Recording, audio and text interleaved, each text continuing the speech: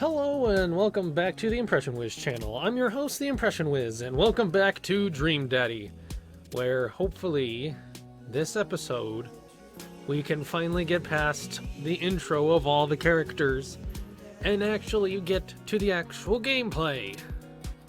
I mean, this is pretty much what the gameplay will be with some of these intros, like the choices and whatnot. But there's actual mini games and there's other things to do. So trust me on this.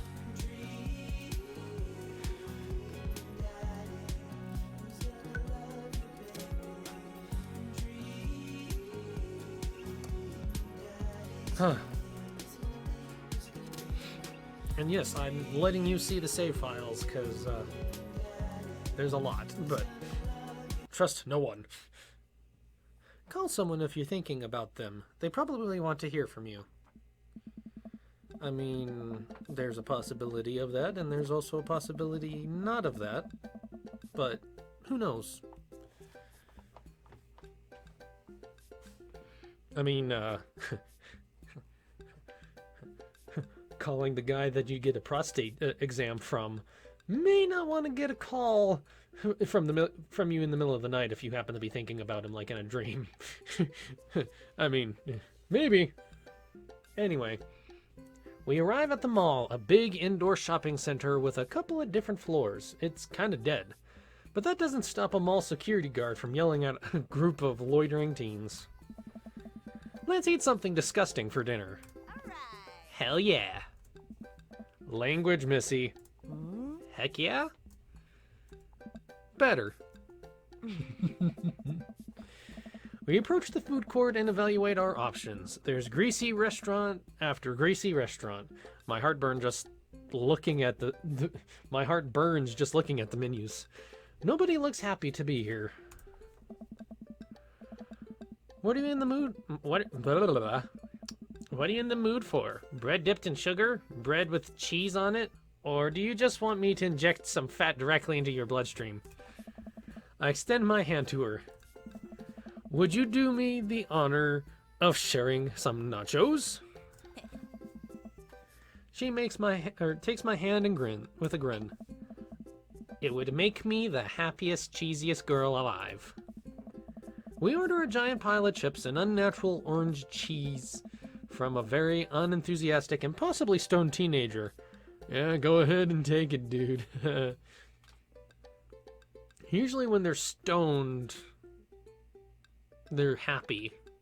Maybe not enthusiastic, though. I don't know. I don't know how being stoned is like, to be fully honest. We take a seat at a rickety table and dig in. These are bad. These are very bad.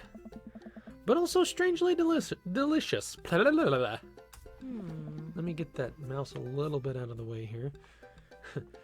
We have to eat through the pain. We enjoyed the fluorescent cheese goodness together until we are about all out of nachos. So, something's been bothering me for a while. Can you explain memes to me? I like this conversation. Which meme? All memes. Ugh. Amanda sighs deeply and places her head in her hands.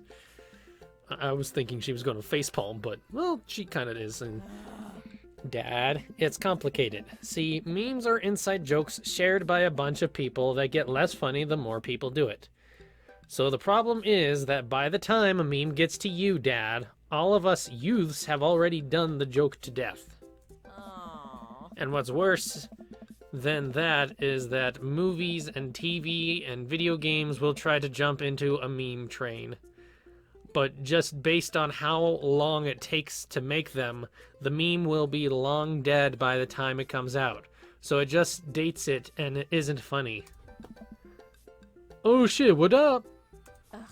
Dad, please. Huh. Anyway, changing the subject. Where to now? Want to go to that goth store? Mm-hmm. What? You know, that one Or the one that's all black and tries to establish itself as anti-establishment despite being an exact representation of the establishment? I don't know what store you're talking about. You know, the one where you can buy chain wallets and it's basically an assault on what people fought so hard against in the punk and hardcore movements of the 70s and 80s.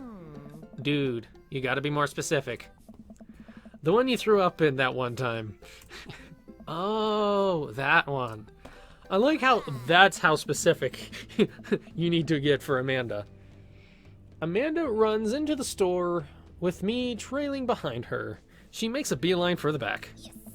There it is. You can still see the outline, kinda. I'm so proud? Speech. Amanda. Speech, speech, speech, speech. All right, I'll do it if you stop chanting. Amanda stops immediately. I clear my throat. Thank you all for joining us here today to commemorate a historic moment that would forever shape history. On a day very much like today, some 5 years ago, our very own Amanda Ann Wiz had too much blue raspberry slushy on an outing to the mall. After begging her father to take her to Dead Goth and Beyond to buy rainbow suspenders, she proceeded to throw up all over the display of My Chemical Romance merchandise. Her loving father then had to pay for said merchandise, which to this day remains among our possessions. Thank you. And now we have My Chemical Romance after My Chemical Romance has kind of passed on being a big thing, and then possibly started trying to come back. I think. Anyway, Amanda's moved. She begins clapping, slow at first, then faster and more vigorous. Several other people turn their heads. One of them also starts clapping. I bow my head. Oh hey, chain wallets. While Amanda busies herself looking at band t-shirts, I try to find something of interest to myself. Not much for a dad to look at in a Dead Goth and Beyond. Peruse the band t-shirts, look at ironic mugs, check the clearance bin for hot deals. Ironic mugs. I'm suddenly stricken by existential fear. If there's only one number one dad, then why are there so many mugs here that say that? This whole time I thought I was the only one. There can only be one. If I'm not number one, where do I place on the global dad ranking charts? I have work to do. Look, this is very important to me. I think I've said this with every time that they get introduced. I need to work on getting their voice just right after a while, because it's been a little while for all of them. I overhear a stifled argument over the cash register. An older gentleman is carrying a garment and showing it to a bored-looking cashier with pink hair. I can see that. Don't know what to tell you, dude. I just work here. What? Listen, when I bought this online, the website said this blouse was Victorian-inspired. However, when I received it, it clearly held the trademark of Edwardian dressage. Do you want a coupon? I can give you a coupon. Will you leave if I give you a coupon? Is there a manager present? People have to know what they're buying. I am the manager. I see. Well, it would seem that I have outstayed my welcome. Good day, shopkeep. Your superiors will receive a strongly worded letter by post. Whatever, dude.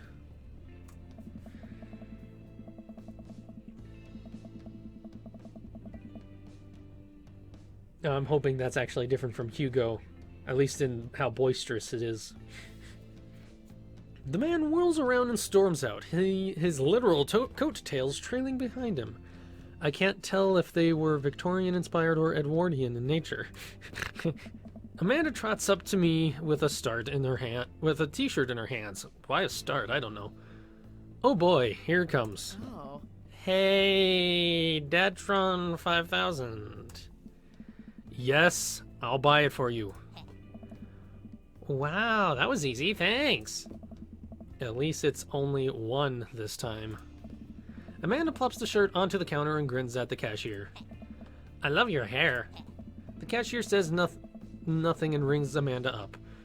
Radiating hatred, I hand her a 20. So what was that guy's deal? The cashier rolls her eyes so hard I'm worried she'll pull something. That's Damien. He's in here all the time. He's obsessed with Victorian fashion or whatever. She hands Amanda her bag, and it's clear the conversation is over. We make our way out of the store and head home to get some rest. Amanda and I sit on the couch trying to find something to watch over bowls of ice cream. Oh cool, Long Haul Paranormal Ice Road Ghost Truckers is on. Your favorite, right? Oh, hell yes. They have to make it over the Canadian tundra before the ice road melts, but also they're hunting ghosts. Also, the trucks are haunted. No. In this episode, I've already seen, but is one of the best, Callum and Flint Dogbone, the twin brother truck driving and ghost hunting duo, find themselves in the greatest peril yet.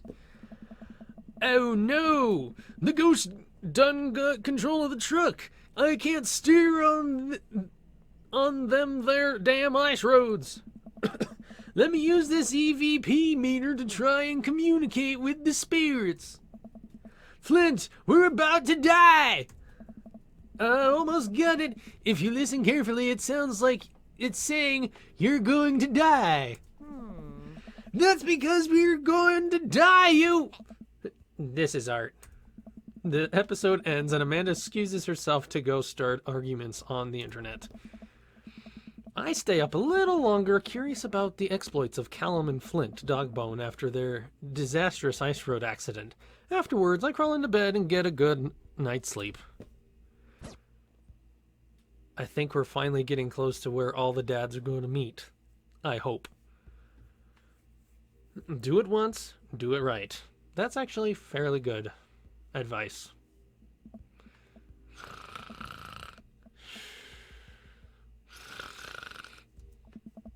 Morning, sleepyhead. 5 more minutes. You have never let me have 5 more minutes, so get up. Fine. We have cereal for breakfast and spend the morning putting together furniture. Amanda is much better at interpreting the tiny manuals. And her tiny little girly fingers work better than my big meaty dad hands. Although I think my hands would actually be not meaty. Anyway, we're able to put together a few shelves and one desk, but I'm pretty sure it was supposed to be a bookcase. So, you excited for the cookout today? Excited to beef up my grilling skills. If there's food, I'm excited. With how I am in real life, yeah. I'm all over those terrible store-bought sugar cookies that everyone brings to parties. Yeah, those are bad. Honestly, I kinda like them. Which means there are more for me. Don't you want to meet some of the people in the neighborhood? I'll probably end up standing uncomfortably in a corner with a plate of food and hope that nobody talks to me. Dad, you are a beautiful work in progress. We will get that butterfly to emerge from the cocoon. The social butterfly. Well, we better start getting ready. We definitely don't want to be late. What? No, we have to be fashionably late. Who shows up to a cookout on time? You know what? We're going early, just because you said that.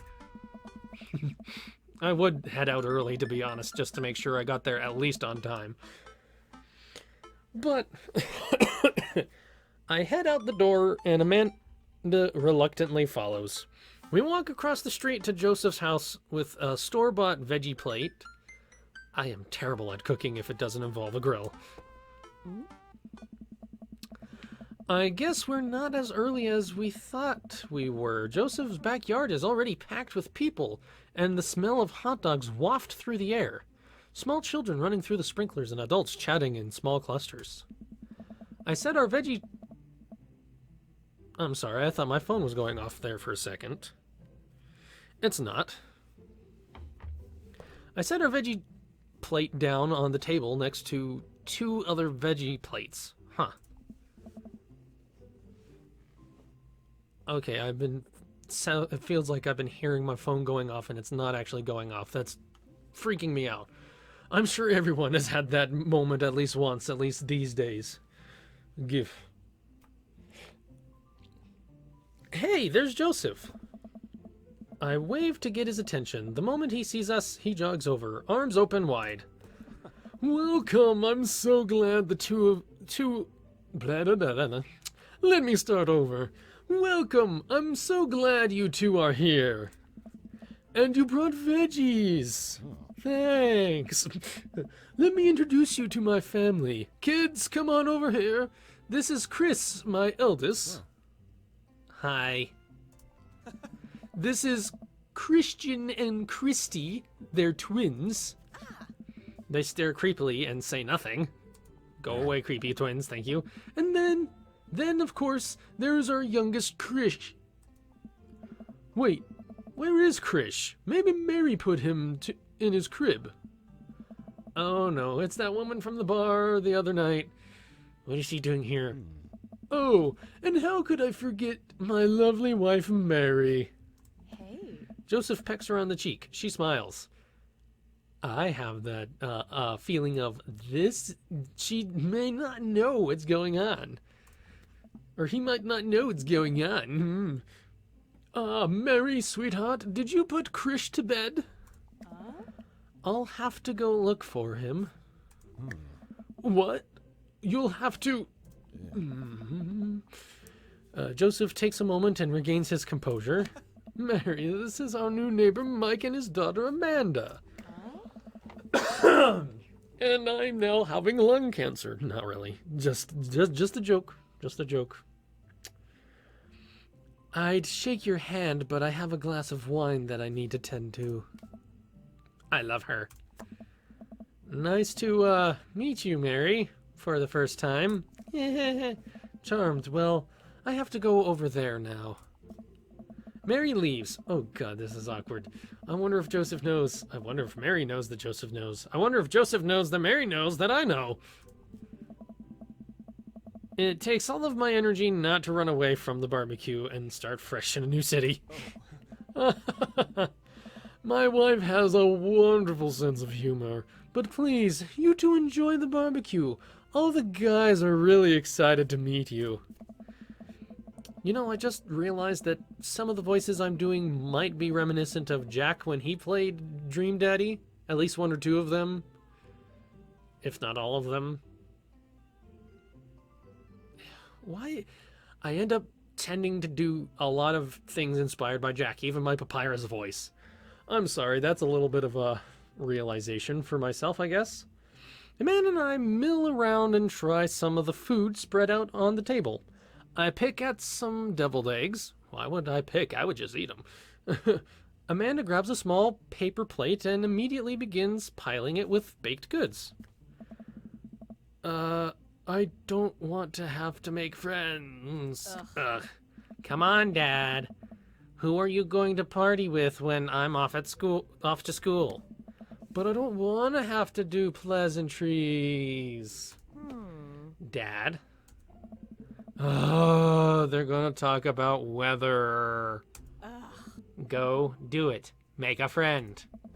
But how can I possibly abandon my only child at a social function? That's bad parenting. This plate of cookies is my new dad. Bye. Amanda shoves me into the center of the yard. Well, here goes nothing. I look around the party and I'm surprised to see some familiar faces.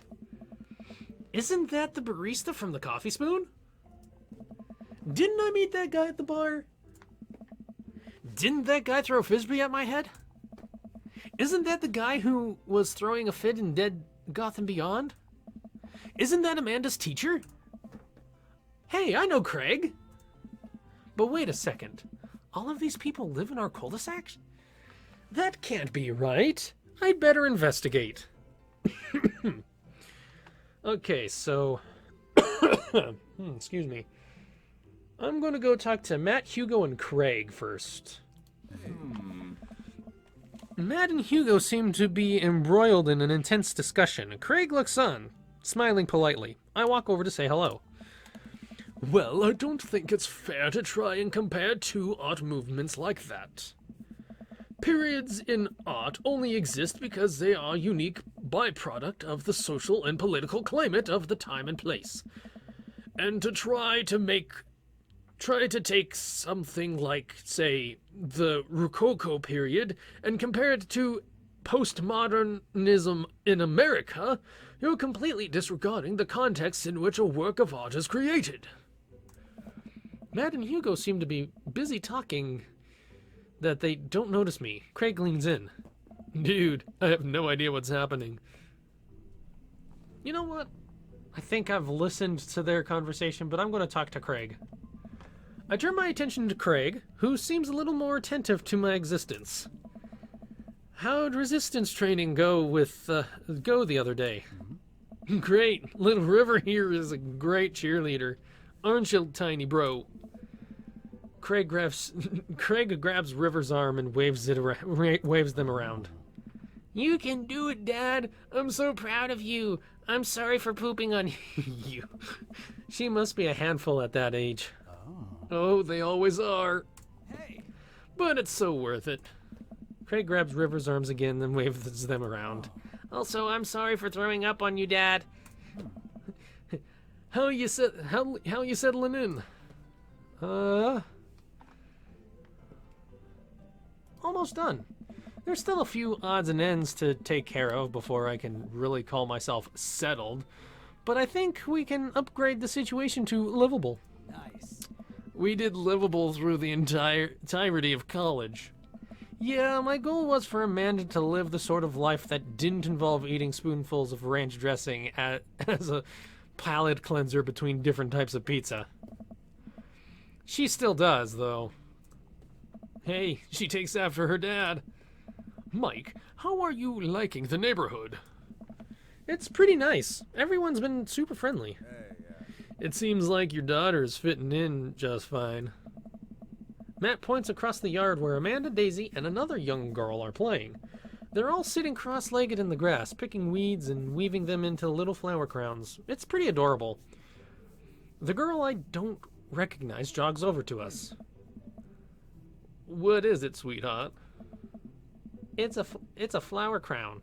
I thought you'd look cute in it. Well, there's only one way to find out. Matt takes the flower crown and places it on top of his head. Oh, he does look nice in it. Am I cool now? The girl stares at him, thinking it over. Nope. But you're still slightly less uncool than you were before you put it on. Hey, Mike. This is my daughter. Hello. I'm Carmencita. Huh. Amanda comes over with Daisy in tow. Dad, look, I'm making friends. Are you making friends? You better be making friends. Yeah, actually, Amanda, you remember the cool barista from the Coffee Spoon? And my old college friend, and, your teacher. Oh, hi, Mr. Vega. I didn't realize we were neighbors. Oh. Yep. You still gonna get me that overdue term paper? Great seeing you. Amanda finger guns her way out of a conversation like a champ. Taught her myself. She learned the finger gun move from me. I'm very proud. She's definitely a charmer. Speaking of which, where did my son go? What? What?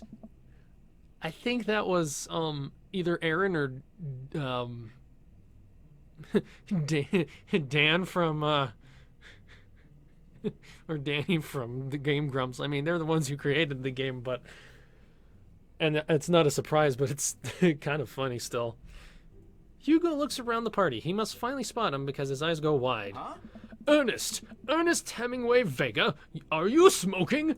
Oh. Ernest is holding a lit cigarette. Nope.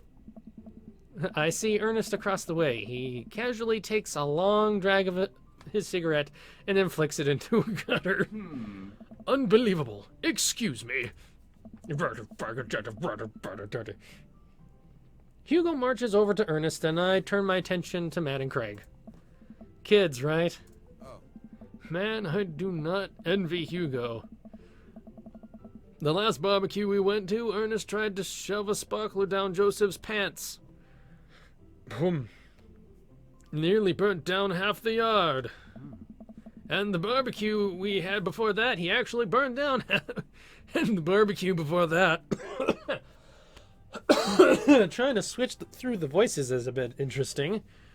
Especially when they're so close together. And the barbecue we had before that, he actually burned down half the yard. And then it spread onto my lawn and burned down half of my yard, too. Hugo walks back over to us, practically dragging Ernest behind him. Oh. Hey, everybody. Sorry about that. Mike, this is my son, Ernest. Hello. Ernest looks away, sulking, his hands shoved in his pockets. Hugo nudges him impatiently. Hey. Nice to meet you, Ernest. What grade are you in? Does it matter? Ernest? Okay, I'm in 8th grade. God, are you happy now? I'm sure you were just dying to know. Yeah. Good for you. Oh. Can I go now? I'm tired of talking to old dudes who blame my generation for the failing economy. Ouch. Ernest! Oh yeah, because I'm totally embarrassing you. Ernest puts earbuds in and storms off to stand in the corner. Well, that was certainly something. He seems nice. Hugo puts his head in his hands and sighs. I'm so sorry. He's having a real rough time. As much as I want to be the cool dad, I have to be the authoritarian dad, and he clearly resents me for it. I mean, I think as a dad and a teacher, that's about as authoritarian as you can get. Honestly, are any of us cool dads? Is it even possible to be a cool dad? What? I'm cool as a cucumber. See, that right there. You can't say that. I don't know. My kids think I'm cool. But for how long, Craig? How long do we get to be the cool dads? I don't know. I don't know. I think we just have to accept the fact that as dads, we've become the machine we once raged against and accept our fate to unironically wearing socks and sandals. He's become Southern. I'm just going to stick with it. Your kids may think you're cool now, but the moment they hit puberty, you're doomed. Amanda's 18 and she still thinks I'm cool. I yell across the yard to my daughter. And I get to do this. I love doing this. Amanda! I'm cool, right? Amanda just laughs. She keeps laughing. I see your point. Oh no. As much as we all want it, I don't think it's as important to be a cool dad as it is important to be a good dad. We can't all be best friends with our kids. It just doesn't work. I mean, look at me and Ernest. Our jobs as parents is to make sure our kids turn out okay. Yeah, you're right. But it'd be nice to have it both ways. Hearing these guys talk about this makes me think of my relationship with Amanda. We get along so well, but there might come a time when it won't be that like that. Is college when that happens? Don't let us eat up your time, Mike. Go meet some of the other people around the neighborhood. Do I want to go to Joseph and Damien or Robert and Brian? You know what, Joseph and Damien. I'll save Robert and Brian for later if possible, but... I spot Joseph chatting with the guy from Dead Gotham Beyond by the grill. I wonder what they're talking about. I walk over to them. So I'm curious, can you walk me through why you had your house painted black? Where do I even start? The house stays warmer in the winter, it provides an artistic contrast to the rest of the neighborhood, and it complements the crimson interior perfectly. It's definitely an interesting choice. Thank you. I'm very proud of my abode. Mike, I was just having a conversation with Damien here about his aesthetic design decisions. Damien regards me up and down with a warm but critical eye. How do you do? I don't believe I've had the pleasure. I think I saw you at Dead Gotham Beyond the other day. Damien's face turns bright red. I must apologize for my behavior on that day. You see, I take the goth lifestyle very seriously, and to be caught in a ruse by such a corporation as Death Gotham Beyond was profoundly frustrating indeed. I hope you know that while my anger may have been justified, it was no such way for a gentleman to act. It's okay, man. Do tell me about yourself. Are you new to the area? Yes, my daughter and I just moved in the other day. She was the one I took to Dead Gotham Beyond. Very good taste on her part. Does she partake in the goth lifestyle? I think for a second. I look over to Amanda, who's hanging out with some of the older kids in the neighborhood. What? I like to get to do this part. Hey, Amanda! Would you consider yourself goth? Amanda yells back. I wouldn't necessarily try to fall under any one specific label, but I guess if I had to choose, I would describe myself as twee hipster with some normcore leanings. Bats are cool though. Pity. Are you enjoying the party so far? Oh, definitely. Thanks so much for putting this on. It's nice to be in a cul-de-sac where everyone is so friendly and welcoming. Yeah. Amanda walks up to the conversation. I also like the Lost Boys a lot. Really good movie. Does that count as goth? Oh. That it would, my dear. I don't believe we had the pleasure of meeting. Damien Bloodmarch, at your service. I like doing Damien's voice sometimes. It's so flowy and regal. More regal than what I do for Joseph, even. Damien finishes the sentence with a flourish and a bow, producing a single rose and offering it to Amanda. Amanda blushes and returns the gesture with a curtsy. Do you know how to treat a lady? Hey. I might have to find a way to try and copy just the audio for this so I can have two of my voices. I'll see if I actually do get this edited or not to do that right. If I don't, please don't get mad at me. Hello, Amanda. Seemingly out of nowhere, Joseph's twins' kids appear. Are they speaking in unison? Whoa. Hey. Won't you come play with us? Come play with us. Forever. Guys, enough with the creepy twin shtick. We've talked about this. Christian and Christy slowly back away. Where do you think they got that from? Mary pops into the conversation, wine in hand. I, don't know. Maybe because they might have accidentally watched The Shining once or twice. Mary takes a long sip of wine. Oh my god. I think I might have taped over a VeggieTales VHS with The Shining. Who knows? She takes another sip of her wine. Where's Krish? Come on. Wasn't he with you? You had him a moment ago. He's probably stuffing dirt in his mouth. He'll be all right. Toddlers are pretty resilient. Mary tips her glass to me. Ain't my first time to the rodeo. It's my fourth. Ugh. I have squeezed 4 little... Sweetheart, would you do me a favor and please find Krish? That would be great. I'm sure he's fine. Mary. Okay, jeez. Mary finished her wine and wanders off. Dad, can we go now? Ah, Lucian, have I introduced you to Mike yet?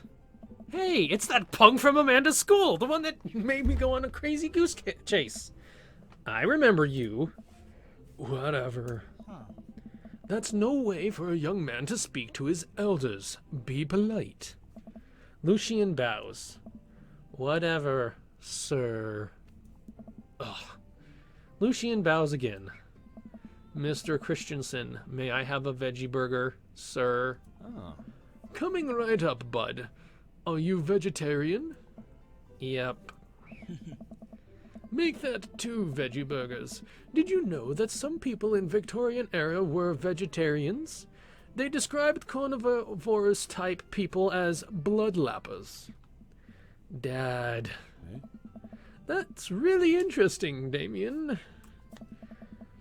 Really trying to bounce between those 2 voices is harder than even going between, like, Matt and Greg. At least Robert and Brian I don't think would be too bad of a switch between the 2. Joseph turns to the grill, just a hint of a tattoo peeking out from underneath his sleeve. I can't believe I didn't notice it before. It looks like the bottom of an anchor. Whoa, is that a tattoo? Yes. Yep, I wasn't always a youth pastor, you know. That's so cool. Want to see mine? What? What? Lucian pulls back some rubber bracelets, revealing a lopsided 666 in black ink. My buddy gave me a stick and poke tattoo last week. I think it's healing up pretty good. Lucian! We'll talk about this later. That's pretty cool. What's the significance of the tattoo?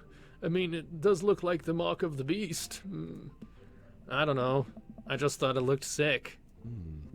Well, in my opinion, the only reason you need to get a tattoo is because you want one. Careful, though. That number carries weight. Man, Joseph is a way cooler youth pastor than I thought. I just figured youth pastors popped out of the womb with the Bible. I wonder what he did before preaching. Now, I did say that I probably could do Robert and Brian and bounce between them okay. But I really don't want to do Robert's voice too much at the moment, because it is the gravelier one of the 2. I'm not going to completely stop because he's going to put some input here soon, but I really don't want to kill my throat tonight, or right now. So I'm going to skip out of doing too much with Robert, because I've been kind of straining my voice enough with some of the others. And then bouncing across all of them is going to be interesting, with Robert included. So, here we go. And without further ado, let's work some magic. Joseph closes his eyes, takes a deep breath, and gets to work. With the greatest of ease, he sets patties on the grill, flourishing as he flips his spatula in the air. It's easily some of the best grill work I've ever seen. You guys think this is my first time in front of a grill? He works faster now, effortlessly tossing cheese onto patties and perfectly grilling onions on the side. How does he get them from not falling through? One after another, the dads take notice and crowd around Joseph to admire his masterful technique. You probably didn't know this, Mike, but Joseph's known around here for his grillsmanship. He's ungrill-leavable. I've tried to get on his level, but I just can't catch up. Here's all the puns. Let us keep studying. He has a rare quality to him. Mustard, we keep talking about this. Can't we just appreciate the artist? I've never seen him make a mistake. Okay, we need to stop. This is getting too cheesy. And I've said this already several times, but I have to say it. in a video, because I can't not say it, in caso emergency, we pray to Jesus. And if you need me to actually have it typed out, there you go. It's right there on the screen. You heard me right. I did that pun that I'm sure a lot of people have probably told you if you haven't heard it. But it's still pretty funny. So, moving on. Please stop. And I'm sorry for that yell. I should have moved away from the mic for that one, I think. All of the children at the party boo the glorious display of puns in unison. All right, guys. The food's ready. Please form an orderly barbecue. Amanda groans. We all grab our food and hang out, enjoying perfectly cooked cheeseburgers. Or veggie burgers. Man, it's so wild how all of us dads live in the same cul-de-sac. It's like this is a dating sim or something. Specifically for dads. Kinda nice, isn't it? It feels like there's a real community here. Totally helps when you're just a single dad trying to raise a kid.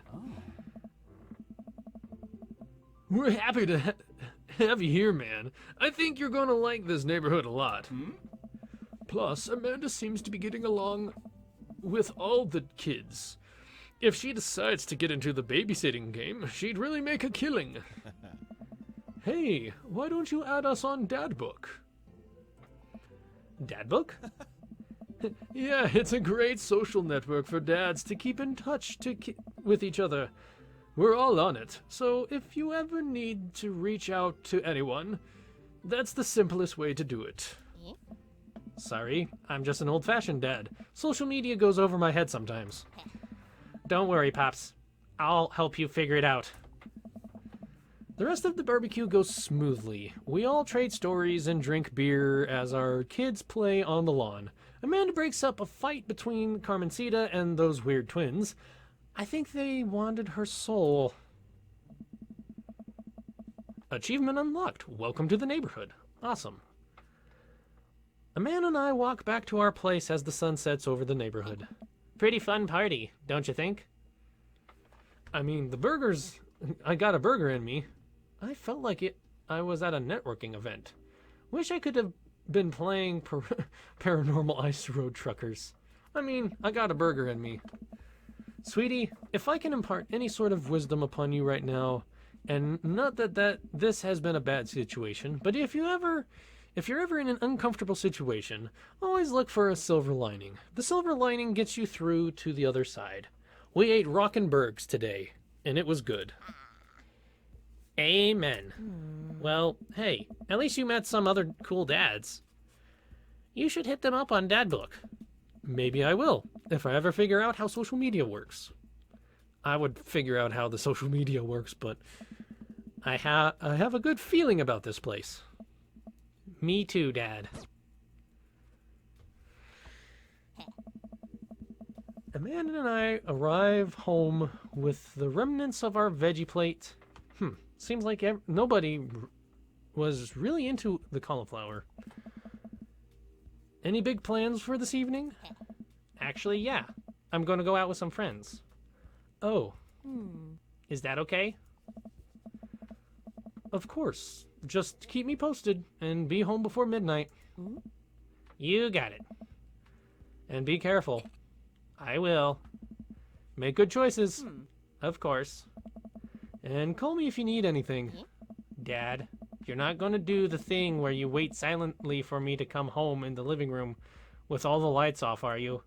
What? No, I've never done that, and I never will do that. Now polishing my shotgun, though. Okay. Do you have plans for tonight? My plans were to kind of eat ice cream and watch TV with Amanda, but I'll find something to do. I'm gonna work on some stuff, see how long I can sleep for, throw a party. Work on some stuff. You know, dad stuff. I'm just relaxing tonight. Have fun, okay? Great. See you later. I watch Amanda drive off into the night. I really do hope she has fun. I plop down in front of the TV and turn on some Wine and Dine Mastermind with celebrity chef Gavin Chapman. Looks like Gavin's making a roasted rack of lamb with rosemary mashed potatoes. That actually sounds pretty good. I'd love to be able to cook like that. Although I think I was actually good at cooking. I'd use, although I think if I was actually good at cooking, I'd use my powers for evil. Like just make baked Alaska all day instead of any real, any food of real nutritious substance. Man, Gavin Chapman just caught that thing on fire, but he meant to do it. What a professional. I lose track of time as I blaze through several episodes of Wine and Dine Mastermind, and also one episode of some cooking show called Meat Hell. I'm not even sure what that one was about. It was just a lot of yelling. I glance at my watch. Man, it's almost midnight. I should check in with Amanda. I'll send a text. Hey kiddo, you good? I wander into the kitchen as I wait for a reply. Amanda's phone is almost always in her hand, so I'm sure she'll respond soon. Unless she's driving home now, in which case I hope she doesn't respond soon because I definitely taught her better than to text and drive. I reach into the freezer and grab an ice cream sandwich. It's a little late for this, but I think I earned it for a long day of socializing. I check my watch again, and then my phone. Nothing yet. Okay. See, now I'm worried. Do I call her? Do I call the cops? No, it's too soon for that. I'll just send her a gentle reminder text. What's up? Half an hour passes. Now I'm really worried. The episodes of Gavin Chapman's Meat Hell are not only not assuaging my anxiety, but possibly exacerbating it with all the yelling. So I keep pacing around the house waiting for her to come back. Why didn't I find out where she was going? Who was she even with? Why don't I know any of her friends' phone numbers? Why don't I even know any of her friends' full names? Who is Emma P? I decide to send her another text. Amanda, please text me and let me know you are okay. I can't help but think of all the awful things that could have happened to her. Oh, thank God, it's her. Amanda opens the door and shuffles in. Finally, she's back home. I'm glad she's okay. Sup? Sweetie, thank God you're safe. Yep. But now that I know she's okay, I'm really mad. Why didn't you answer your texts? Amanda pulls her phone out of her pocket. Oh, whoops, I guess I didn't see those. She starts to walk to her room. Big dad arm right in front of her. Amanda Ann. Whoa, we're pulling out the middle name now? Amanda, you came home an hour and a half after your curfew, and you didn't respond to any of my texts. You really freaked me out. I was about to call the cops. Dad, you're seriously overreacting. You're not going to be like this when I go off to school, are you? I have a right to be concerned. You're my only daughter. Well, I can't give you a play-by-play of everything I do all the time. I'm 18. You shouldn't even be giving me a curfew in the first place. I sit down on the couch and put my head in my hands. I feel very tired all of a sudden.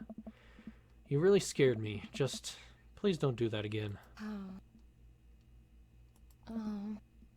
All right. I'm gonna go to bed now.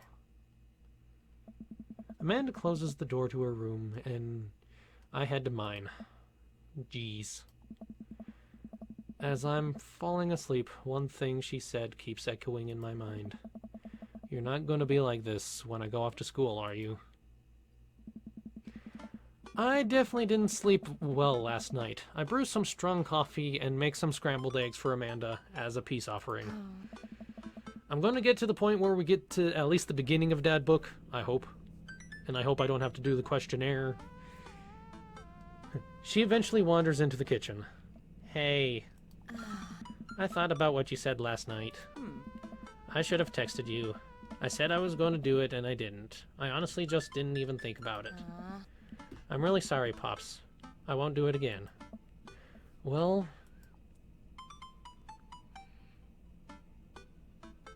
I'm sorry for freaking out on you. Because that is the response I would probably say. You're an adult now. I shouldn't have gotten so worked up. Team Whiz? Team Whiz. Amanda gives me a hug. Want some eggs? I almost said that in Amanda. You know it. Sprinkle some cheese on them. Already did. Bless you. Amanda scarfs down the eggs in the time it takes me to wash the pan. All right, I'm off to school. Smell you later. Wait, one more thing before you go. What? What's Dad Book? It's a social media platform. Wait. What? What's a social media platform? Okay, I like the kind of dad joke things. Dad, I have to go to school. Come on, Amanda, I'm an old man. I can't put together a Dad Book profile on my own, even though I have this baby-looking face. All right, I'll help you sound interesting on the internet. Amanda spends the next couple minutes setting up my profile on Dad Book, which, as it turns out, is the place where dads can get together and talk about fatherhood. All right, Pops. We gotta fill out your profile. Let's get some likes and dislikes. No, if there's still the save thing. So I'm going to save it here, and we'll answer these questions next time, and maybe get to one of the dates. So, and honestly, I would like to hear from you guys if you have anything. What would you do on a Friday? On a Friday night, you are most likely to do what? Put that in the comments. And if I get to see some of those in the comments, I might read one or two of those off in the next video. But, as always, I hope you enjoyed this video. If you liked it, please put a like on the video. And if you want to see more of my content, subscribe and ring that notification bell so you don't miss anything I upload.